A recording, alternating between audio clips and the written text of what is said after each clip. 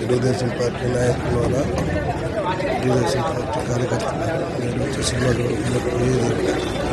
Jagan dance చాలా చూసారా next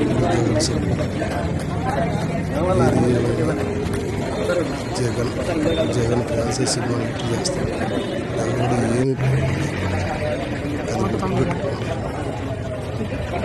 first time Jagan fans ఎలా ఫ్యాన్లు జై జగన్.